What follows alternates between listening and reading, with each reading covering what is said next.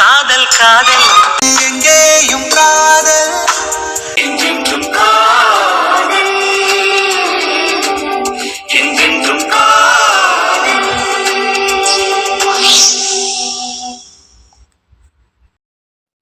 சரி, ஓகே, இருக்கட்டும்.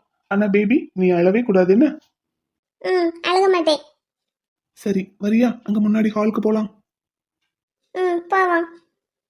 வா தங்கப்பிள்ள. என்னங்க? எங்கடா வேகமா போய்கிட்டு இருக்கீங்க? வெண்ணிலாவுக்கு சாப்பாடு எடுத்துட்டு வரலான்னு போறேன். ஆமா, ஏன்டா வெண்ணிலா முகம் ஒரு மாதிரியா இருக்கு? வெண்ணிலாவுக்கு தலைவலிக்குதாங்க. தலைவலியா? ஆமா, அப்படிதான் சொன்னா.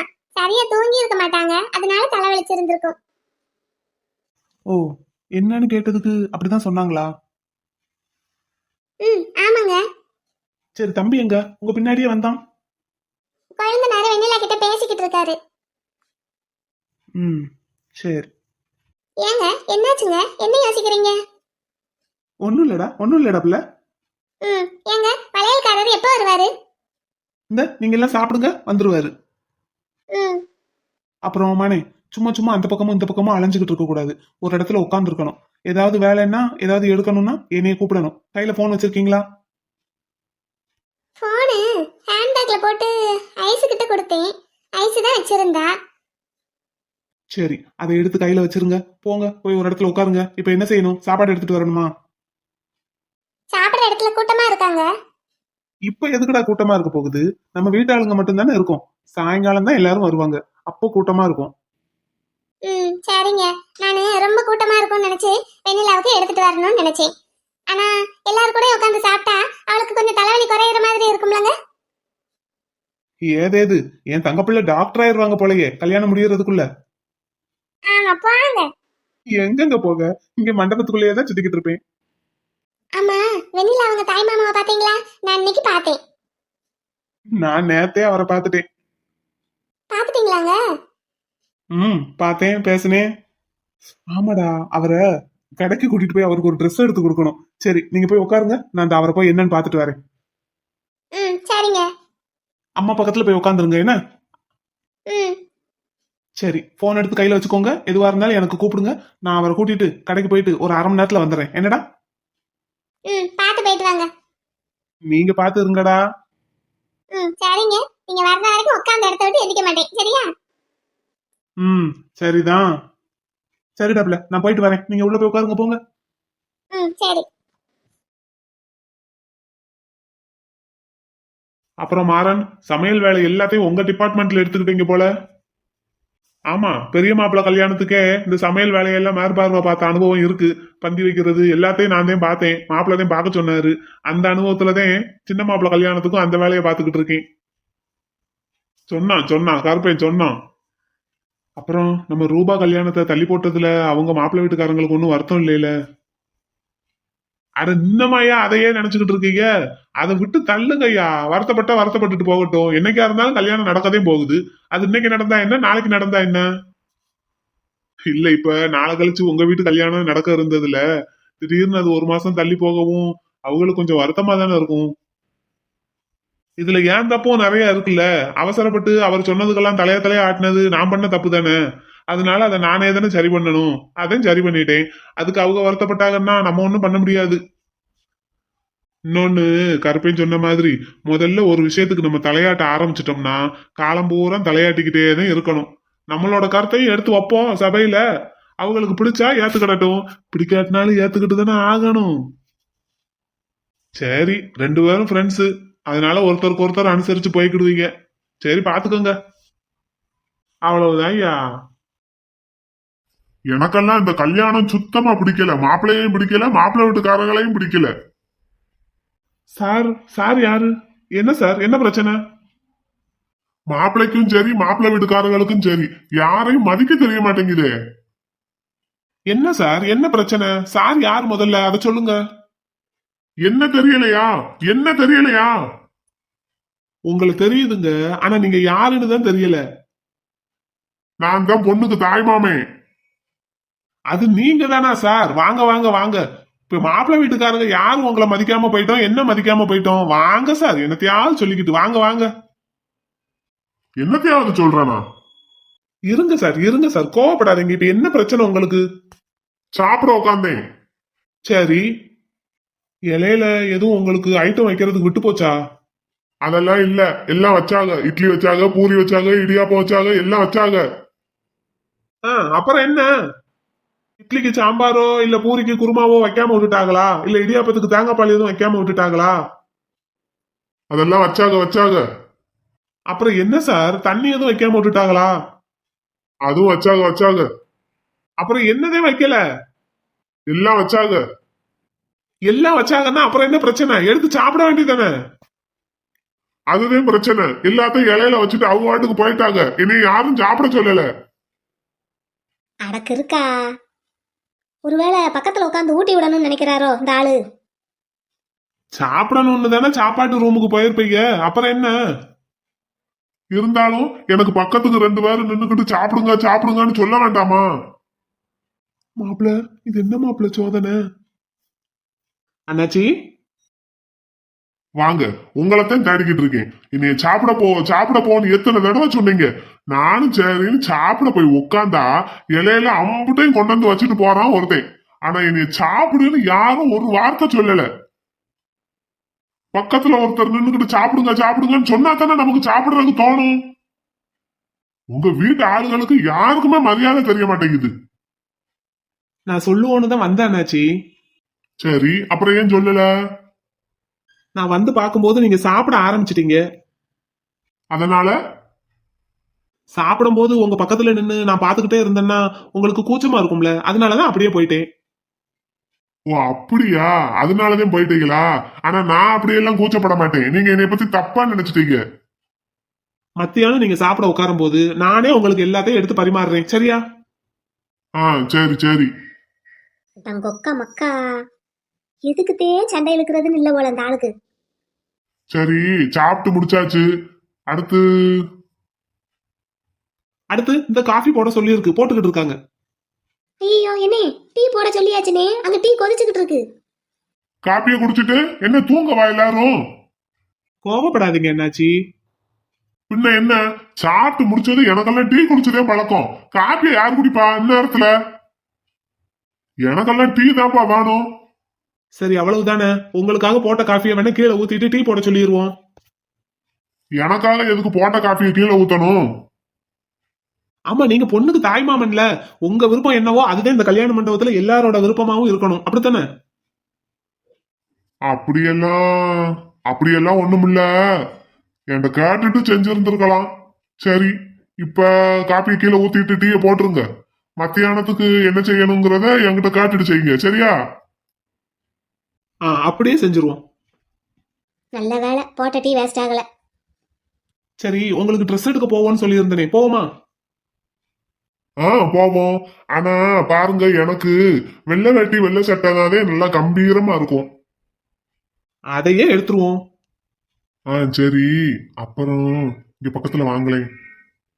கேக்குது என்னாச்சி, சொல்லுங்க. நைட்டு மேற்படி எதுவும் உண்டா? அப்படின்னா தீர்த்தம் உண்டா? என்ன கோயிலா தீர்த்தம் கொடுக்கறதுக்கு? இல்ல, அப்படின்னா எனக்கு புரியல. சரக்கு இருக்கா நைட்டுக்கு? என்ன இருக்கா? அண்ணாச்சி, இங்க நம்ம வீட்ல எல்லாருமே உங்கள மாதிரியே எந்த கெட்ட பழக்கமும் இல்லாதவங்க. அப்படி போடு, இன்னமே வாயை திறப்பாரு இந்த ஆளு. அப்படியா? அது அப்படியா? சரி, எனக்கு எந்த கெட்டப்பழக்கமே கிடையாது. நானு சும்மா உங்ககிட்ட கேட்டு பார்த்தேன், கேப்பமேன்னு. தெரியும் அண்ணாச்சி, நீங்க சும்மா என்ன போட்டுதான் வாங்குறீங்கன்னு எனக்கு நல்லா தெரியுது. உங்கள மாதிரி பெரியவங்க மரியாதை தெரிஞ்சவங்கள வச்சுக்கிட்டு நாங்க அந்த மாதிரி எல்லாம் பண்ணுவோமா? அந்த மாதிரி பேச்சுக்கே இடம் கிடையாதுங்க. நல்லது. அப்படித்தானே இருக்கணும். ஆமா, அப்படித்தான் இருக்கணும். அப்படியே இருந்துருவோம். வழிகாட்டுறதுக்கு நீங்க இருக்கும்போது எங்களுக்கு என்ன கவலை? சரி, அப்ப ட்ரெஸ் எடுக்க போவோமா? போவோம், வாங்க. அப்புறம் சமையல் வேலையெல்லாம் நீங்க தான் பொறுப்பு எடுத்து பாக்குறீங்கன்னு கேள்விப்பட்டேன். ஆமா. மத்தியானம் சாப்பாட்டுக்கு அப்புறம் எனக்கு காஃபி வேணும். யோ இப்பதானே காப்பி குடிச்சா தூக்கம் வரும்னு. அண்ணாச்சி இப்பதான் காஃபினா வேண்டான்னு நீங்க. அது காலையிலக்கு, மத்தியானத்துக்கு காப்பி தான் வேணும். சரி சரி போட்டுருவோம் போட்டுருவோம். நான் இந்த ஜவுளி கடைக்கு போயிட்டு வாரேன். போயிட்டு வாங்க போயிட்டு வாங்க. அண்ணாச்சி உங்களுக்கும் தான், நான் வாரேன். ஆட்டும் போயிட்டு வாங்க. போமா? போலாமே. கார்ல போறோமா பைக்ல போறோமா? யோ பஜார்ல இந்நேரம் இருக்கிற கூட்டத்துக்கு கார்ல எல்லாம் பஜார்ல போய் அங்க போய் பார்க் பண்ண முடியாதியா? கார்ல போகலாம். ஆனா பைக்ல போனாதான் கல்யாண பொண்ணோட தாய்மாமா இவருன்னு நம்ம ஊர்ல இருக்கிறவங்களுக்கு எல்லாம் தெரிய வரும். எப்படி எப்படி போவோம்? அப்ப பைக்லயே போவோம். போலாம். ரைட் போலாம் வாங்க. மாமா மச்சான் போயிட்டு வந்துடுறேன். அடே கருப்பா, இந்த ஆளை கொண்டு எங்கிட்டாவது விட்டுட்டு வா. போயிட்டு வரேன் மாமா. மச்சான் போயிட்டு வரேன்.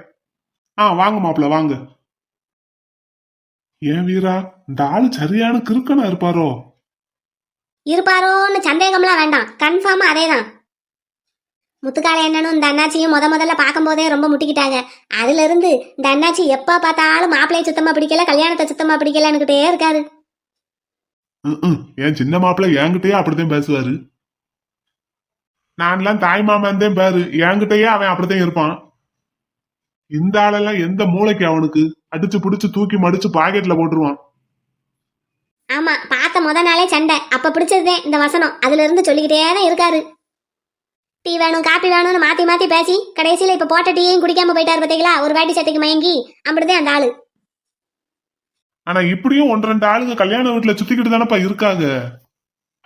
அத சொல்லுங்க. ராஜாரு, உனக்கு நல்ல வேணுங்கிற அளவுக்கு பூ எடுத்து வச்சுக்கோண்ணே. ஒரு 4 மலை எடுத்துக்கவா? உனக்கு எவ்வளவு வேணுமோ எடுத்துக்கோ.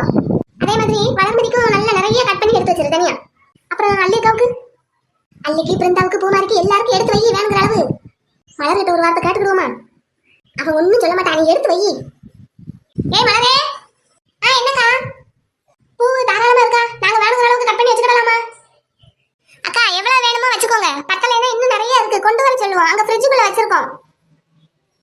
அப்ப சரி. ஐசு, இந்த மயில் டிசைன் ரொம்ப நல்லா இருக்கு நேசு. எனக்கும் ரொம்ப பிடிச்சிருக்கு மலரு. அதனாலதான் நானும் இதையே போட சொல்லிட்டேன். பரவீனு, மலர் கல்யாணத்துக்கு எனக்கு ஒரு டிசைன் போட்டு விட்டேல, அதே டிசைன் இப்பயும் போடுவியா? உனக்கு ஞாபகம் இருக்கா? எல்லா டிசைனும் போடுவேன்க்கா, ஆனா என்ன டிசைன் ஞாபகம் இல்லையே. நீங்க காட்டின என்ன போடுவேன்? எதுவும் போட்டா கிட்ட வச்சிருக்கீங்களாக்கா? போட்டா கையில்லாம தனியா போட்டோ எடுத்து வைப்பாங்க. அது ஒரு மாங்காய் மாதிரி நல்லா சுத்தி சுத்தி வந்தது. மாங்காய் டிசைனா? போட்டுருவோம். ஆமா, எனக்கு அதுதான் ரொம்ப பிடிச்சிருந்தது. நல்ல பெரிய மாங்காய், அதை சுத்தி சுத்தி குட்டி குட்டி மாங்காயா இருக்கும். போடுவோம்க்கா. நர்வீனக்கா, இன்னும் சின்ன பிள்ளைங்க எல்லாம் நிறைய அங்க விளையாண்டுகிட்டு இருக்காங்க. அவங்களே இழுத்து பிடிச்சு போட்டு விட்டுருங்க. கையை நீட்டுனா நான் என்ன போட மாட்டேன்னு சொல்றேன். யார் கையை நீட்டினாலும் போட்டு விட்டுருவேன். பார்வதிக்கா, நானும் போய் மகனி போட்டுட்டு வரட்டுமா? போடு, இந்த தடவை உட்காந்துருக்கா, அப்படியே திரும்பி உட்காந்து கையை நீட்டு. பரவீனக்கா, கல்யாண பொண்ணுக்கு நல்லா 2 கையிலையும் முழங்கை வரைக்கும் முன்னாடி பின்னாடி நல்லா போட்டு விட்டுருங்கக்கா. போட்டுருவோம். கல்யாண பொண்ணுக்கு மட்டும்தான் முழங்கை வரைக்கும் போடுவீங்களா? அக்கா அப்படியெல்லாம் இல்ல, உனக்கும் போட விருப்பம்னா கையை காட்டு, அதெல்லாம் போட்டு விடுவாங்க. இன்னைக்கு நைட் வரைக்கும் பரவீனக்கா இங்கதான் இருப்பாங்க. எனக்கா? எனக்கு என்ன, காசை கொடுத்தா நான் எத்தனை பேருக்குனாலும் போடுவேன், எம்பிட்டுனாலும் போடுவேன். வாங்கிக்கோங்கக்கா, எவ்வளவு வேணுமோ வாங்கிக்கோங்க. எல்லாருக்கும் திருப்தியா கை நிறைய போட்டு விட்டுருங்க. சின்ன பிள்ளைங்க எல்லாம் விளையாண்டுகிட்டு இருக்காங்க, அவங்க விளையாடட்டும். அவங்களுக்கு நீங்க நைட்டு வீட்டுக்கு போகும்போது கடைசியா போட்டு விட்டுட்டு போங்க. அவங்களும் அதுக்குள்ள சாப்பிட்டு முடிச்சிருவாங்க. அப்படியே மருதாணி வச்ச கையோட தூங்கிடட்டும். ஆமா மலரு, கரெக்டா சொன்னேன். இப்ப மட்டும் அவங்கள பிடிச்சு வச்சு விட்டோன்னு வையேன், அப்புறம் இதை சாப்பிட முடியல, அதை சாப்பிட முடியல, விளையாட முடியலன்னு சொல்லிட்டு அழிச்சு விட்டுட்டு கடைசியில நாளைக்கு நம்ம கிட்ட சண்டைக்கு வருவாங்க. உங்களுக்கு மட்டும் நல்லா பிடிச்சிருக்கு, எங்களுக்கெல்லாம் பிடிக்கவே இல்லைன்னு. என் தங்கச்சியெல்லாம் அதுல கெட்டிக்காரி, சண்டை போடுறதுல. ஆமா அதுவும் சேர்த்தேன். ஆமா பர்வீனு, சின்ன பிள்ளைகளுக்கு எல்லாம் கடைசியில நீ வீட்டுக்கு போகையில வச்சு விடு. வச்ச கையோட அப்படியே தூக்க வச்சிருவோம். ஆட்டுங்கக்கா, எனக்கு வீட்டுக்கு போறதுக்கு மட்டும் ஏதாவது ஒரு வண்டி ஏற்பாடு பண்ணிட்டீங்கன்னா போதும். அக்கா, நீங்க ட்ரெஸ் கொண்டு வந்திருந்தீங்கன்னா நைட் இங்கேயே தூங்கிட்டு காலையில கல்யாணத்தையும் முடிச்சிட்டு போகலாம்லக்கா. என் வீட்டுக்காரர் அங்க தேடுவார்ல மலரு, நான் போயிட்டு நாளைக்கு வாரேன். என்ன? அப்ப சரிக்கா, நைட்டு நான் உங்களை கொண்டு போய் விட சொல்றேன். சரி. பர்வீனக்கா, எனக்கு அந்த மணிக்கட்டுல இருந்து முழங்கை வரைக்கும் இருக்கிற இடத்துல வெற்றின்னு எழுதுங்க, கேபிட்டல் லெட்டர்ல எழுதுங்க. அப்படி நல்லா டிசைனா. எழுதிடுவான். நாச்சியாரு கேட்டியா? என் மகளை பாத்தியா? கையில வெற்றின்னு எழுதணுமா? அவ வீட்டுக்காரர் பேர அவ எழுதுறா, இதுல என்னக்கா இருக்கு? என் மக அவர் மேல எவ்வளவு பிரியமா இருக்கான்னு பாத்தியா? ஆனா இவளோட அன்புக்கு அவருக்கு கொஞ்சமாவது தகுதி இருக்கான்னு பாரு. அதெல்லாம் சரியா போயிரும்க்கா, கல்யாணம் முடியட்டும், நம்ம அதை என்ன ஏதுன்னு பாப்போம். என்ன கண்டிப்பா பாக்கணும் நாச்சியாரு, இதை இப்படியெல்லாம் விட்டுறக்கூடாது லேசில. பாப்போம்க்கா. என் மக எவ்வளவு அப்புறாணி பாரு நாச்சியாரு. ஆமாக்கா, அவ யாரு என்ன சொன்னாலும் அதை என்ன ஏதுன்னு கேட்காம அப்படியே நம்பிடுவா. அதை சாக்கா வச்சுக்கிட்டதே உங்க மாப்பிள்ளை இப்படி எல்லாம் நடந்துக்கிறாரோ என்னமோ. இந்த விஷயத்தை நம்ம இப்படியே விட்டுறக்கூடாது நாச்சியாரு. அதான்க்கா, கொஞ்சம் பொறுமையா இருங்க, கல்யாணம் முடியட்டும். அம்மா எங்க உங்க மாப்பிள்ளை? இவ்வளவு நேரம் இங்கதான் இருந்தாரு நாச்சியாரு. இப்பதான் ஸ்டேஷன்ல இருந்து போன் வந்ததுன்னு சொல்லிட்டு போயிட்டாரு. ஸ்டேஷன்ல இருந்ததே போன் வந்ததோ இல்ல அவ எதுவும் போன் பண்ணாலோ யாரு கண்டா? இப்படித்தான் வருஷம் பூரா வேலைன்னு சொல்லிக்கிட்டு இந்த பிள்ளையத்தையும் பார்க்க போயிருக்காரு போல.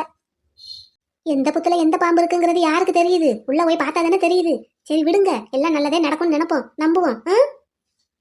அம்மா ஏமலரு, உங்க மைனி எங்க?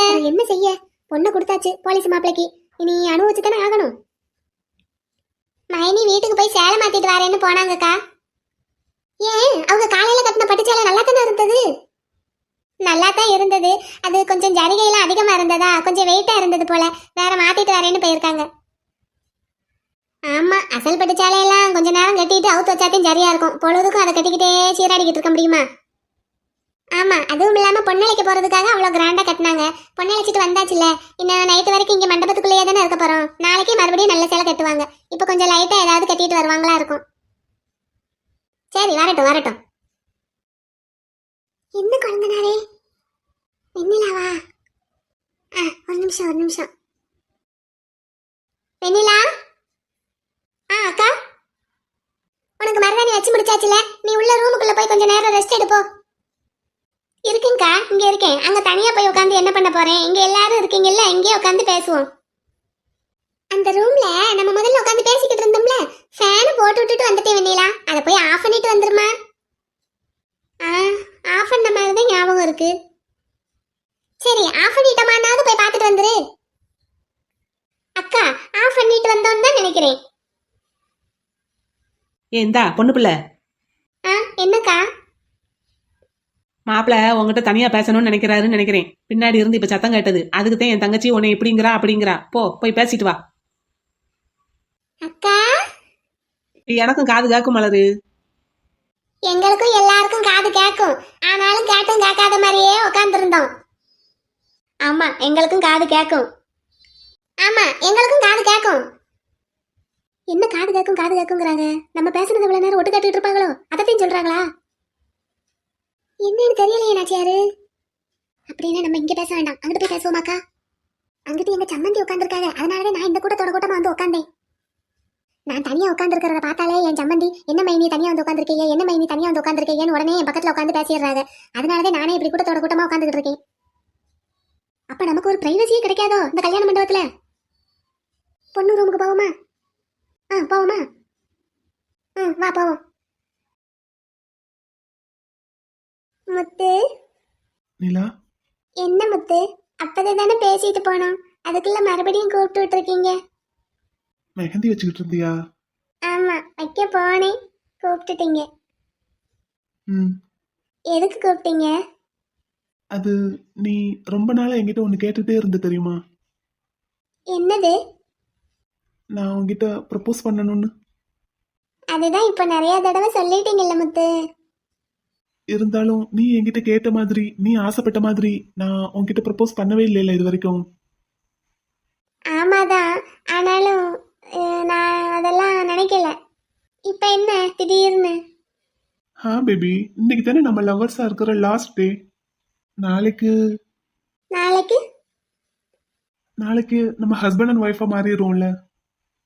ஆமா, நீங்க கழுத்துல தாலி கட்டிட்டா அதுக்கப்புறம் நான் மிஸ்ஸஸ் முத்துக்காலை. என்ன முத்து?